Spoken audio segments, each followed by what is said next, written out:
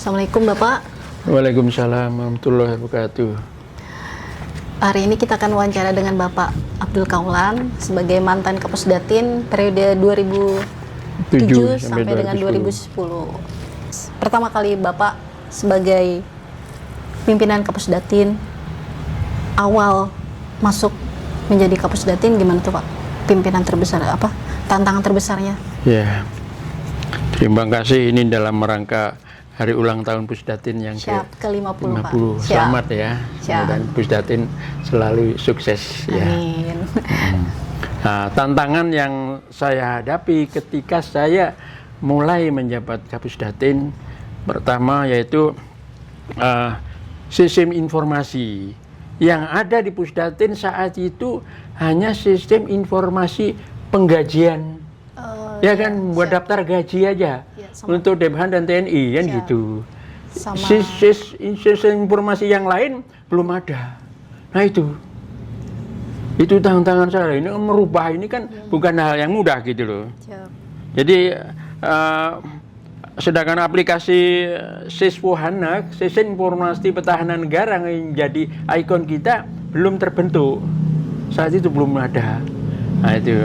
Nah, tantangan yang kedua, kesejahteraan anggota. Saya sangat prihatin melihat kesejahteraan anggota. Saya tanya, kamu THR dapat berapa? 150.000 Pak. Tahun 2006 itu saya tanya. 150.000.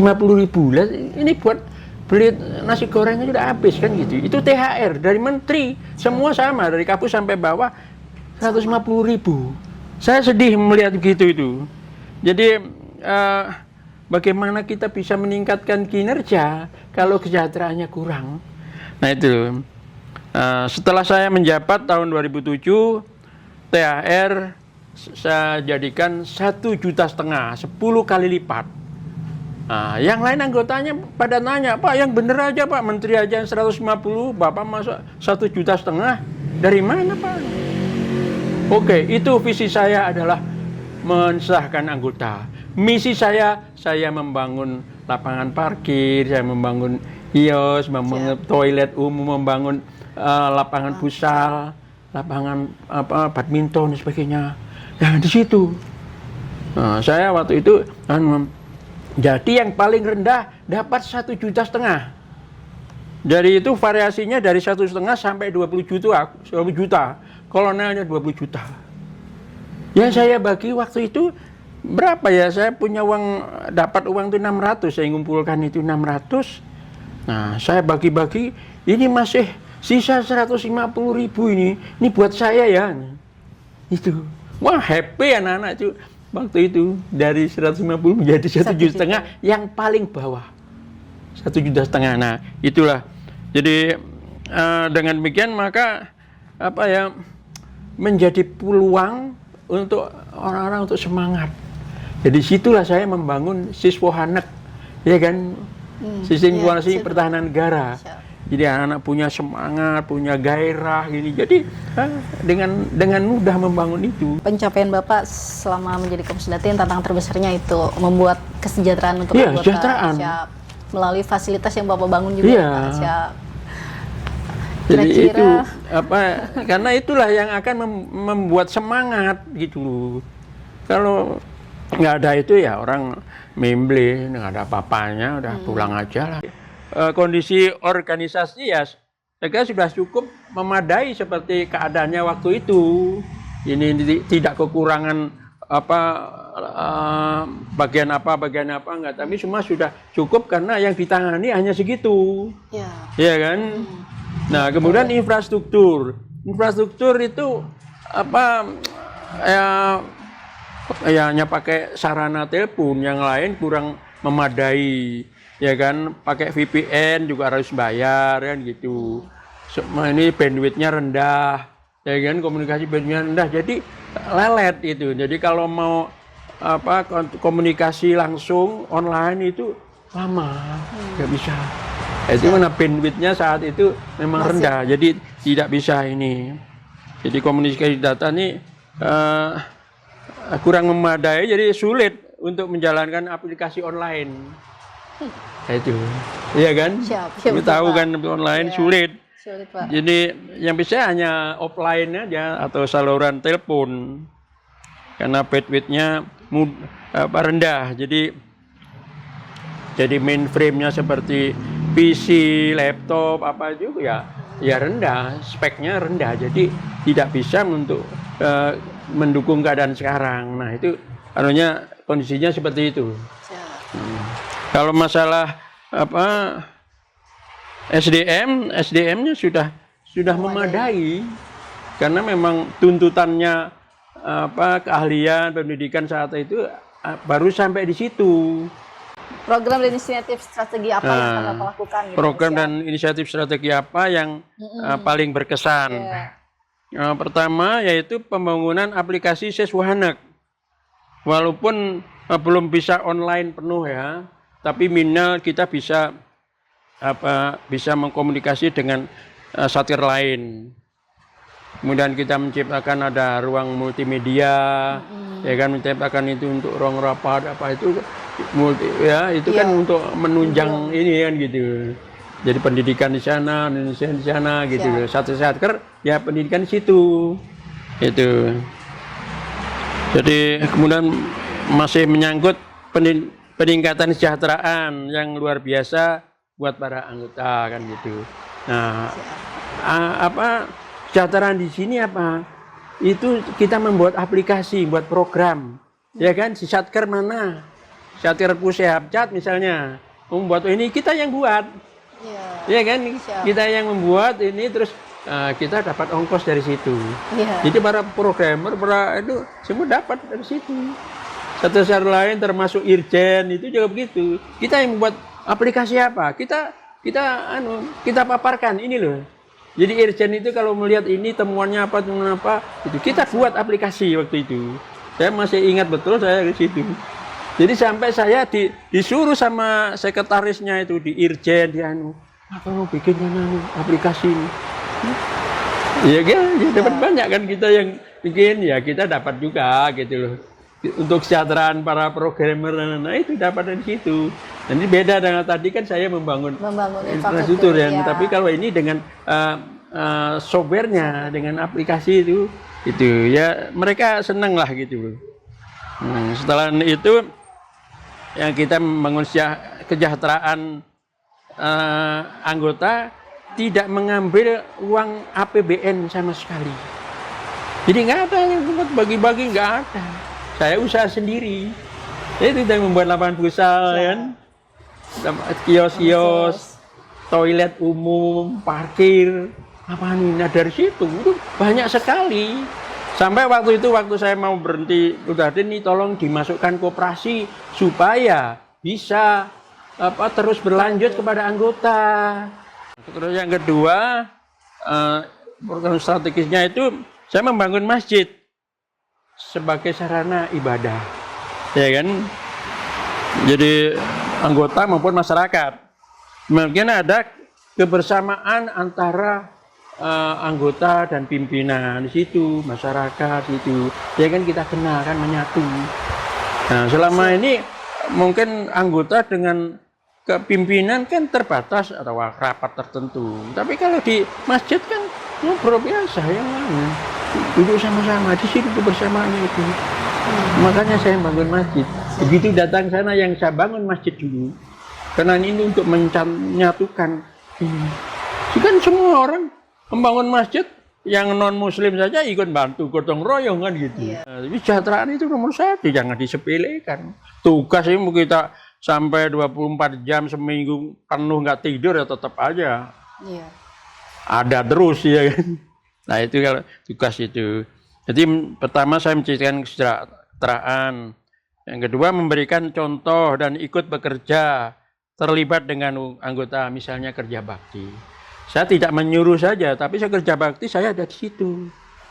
Dan dengan saya udah bekerja di situ, nyabut rumput apa.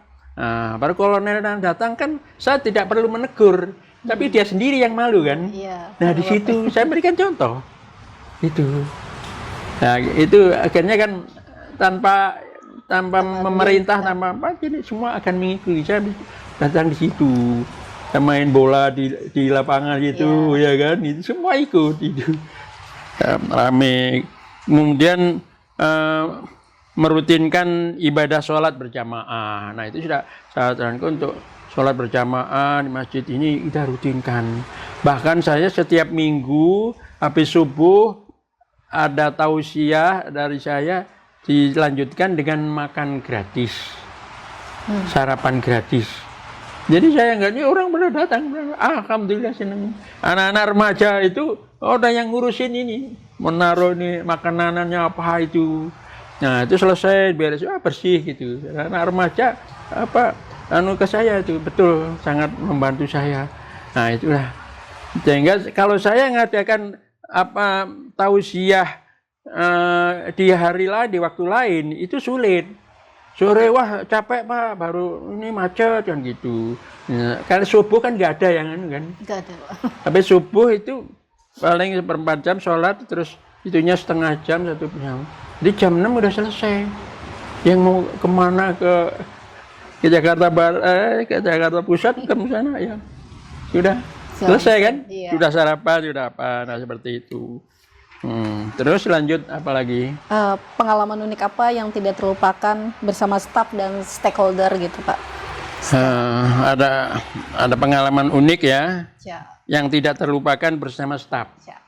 Ada pengalaman unik. Ketika saya memerintahkan staf untuk membuat konsep aplikasi ya, konsepnya aja, atau surat apa saja, saya tidak memberi waktu kapan selesai. Tapi kalau 2 hari tidak selesai, saya yang bikin. Ya kan itu jadi kalau sistem aplikasi apa sih intinya apa? Ya kan masukkan ini dari mana, nanti prosesnya gimana keluar. Kan itu kan intisarinya. Jadi seperti itu.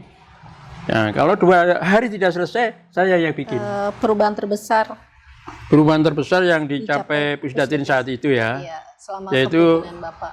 Siswanek dengan infrastruktur antena parabola yang itu sudah sangat memadai yang di belakang itu ya.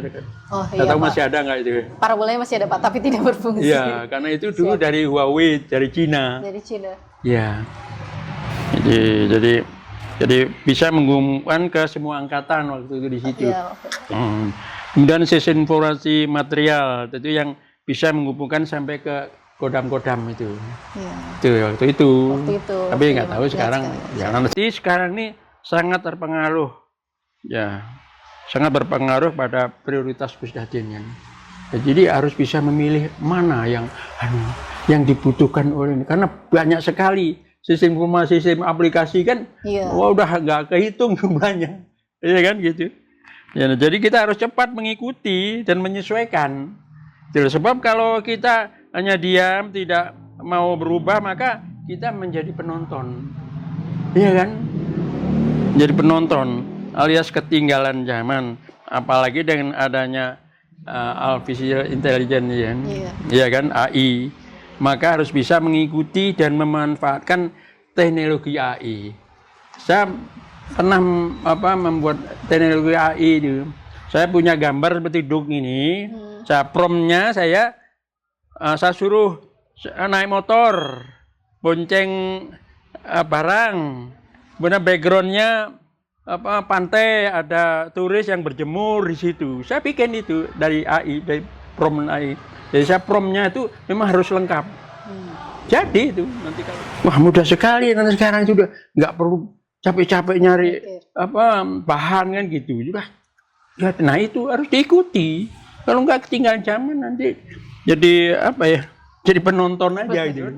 Peran Pusdatin di dalam mendukung kebijakan pertahanan di era kepemimpinan Bapak. Oh ya, peran Pusdatin dalam mendukung kebijakan pertahanan ya. Nah, peran Pusdatin itu bisa menyajikan informasi terbatas. Jadi terbatas kepada kebijakan pertahanan. Jadi Pusdatin itu kita walaupun bekerja di belakang layar, ya kan? Tapi kita bisa menyajikan informasi itu. Nah, kendala yang dihadapi waktu menyajikan informasi ini, para satker itu tidak mau memberikan informasi yang benar. Karena ketahuan datanya kan gitu. Iya. Misalnya si ini belanja apa, tidak mau. Ini buat apa, enggak mau. Itu kendalanya. Lah kan kita enggak, waktu sekjen atau menteri minta loh ini kok nggak ada habis. Mereka nggak mau ngasih data, Pak. Lah saya mau gimana? Kalau saya kan hanya sebagai pengumpul, ya kan, pengumpul menyajikan, yang mengolah menyajikan. Nah ini kan mereka nggak mau menyerahkan, ya udah, ya gitu. Nah itu kendalanya seperti itu. Nilai atau prinsip kepemimpinan Bapak yang Bapak pegang selama menjabat jadi Pusdatin? Memilih salah satu kata yang dapat yang tepat di era pimpinan saya, yaitu kesejahteraan. Kita tidak usah munafik, tidak apa, kemanapun kita bertugas pasti kesejahteraan. Itu nggak usah bohong kita, ya kan. Orang kita mau kerja keras, mau semangat, apa karena kesejahteraan. Dimanapun apa instansinya, nah itulah yang saya pegang itu. Nah, karena dengan sejahtera inilah maka akan mempengaruhi kinerja kita, semangat kita dari situ. Ya kalau keahlian sih saya yakin tidak ragu lagi, kemampuan IT-nya anggota Pusdatin sudah memadai, gitu. Nah, tapi bagaimana kita meningkatkan kesejahteraan, kemudian itu supaya semangat, nah itu pelajaran hidup. Iya, perjalanan karir saya. Siap. Ya, itu saya dan Unguta mampu menciptakan siswa anak ya, yang diperlukan pimpinan pada saat itu. Ya kan saya dengan anggota kan gitu, kita menciptakan ini. Tuh, di pelajaran itu. Saya bisa meningkatkan kesejahteraan anggota 10 kali lipat. Dan saya bisa meningkatkan ibadah bersama anggota dengan membangun masjid. Jadi ya, agar seimbang antara kebutuhan dunia dan akhirat. Apa harapan Bapak untuk Pusdatin 50 tahun? Harapan saya untuk Pusdatin dalam memasuki usia 50, nah anggota Pusdatin harus cepat mengikuti dan mengaplikasikan, memanfaatkan perkembangan IT. Supaya tidak ketinggalan. Kalau Anda tidak tahu apa-apa ya ditinggal lagi. Coba Anda bikin apa. Jangan telat mikir ya. Jangan tell me. Dengan adanya perkembangan IT dengan itu cepat harus mengikuti dan memanfaatkan. Coba. Itu. Ya saya aja di luar ini saya masih mengikuti. Iya kan. Kemudian dekatkan diri kepada Allah. Karena semua yang terjadi ini adalah kehendak Allah, bukan kebetulan. Ya, itu ya. Jadi itulah yang tadi dari awal sudah saya sampaikan ini untuk pengantarnya seperti itu. Semuanya Allah yang menggerakkan, Allah yang mentakdirkan. Nah, saya kira itu ya apa yang dapat kami sampaikan. Kami mengucapkan terima kasih kepada Kapusdatin yang telah anggotanya silaturahmi ke saya untuk sekedar ya omon-omon inilah. Itu mudah-mudahan ada manfaatnya. Dan saya juga minta maaf apabila ada hal-hal yang tidak berkenan di hati. Kalau ada gelas yang pecah, jangan disimpan dalam peti. Kalau ada kata yang salah, jangan disimpan dalam hati. Itu ya. Terima kasih ya. Assalamualaikum warahmatullahi wabarakatuh.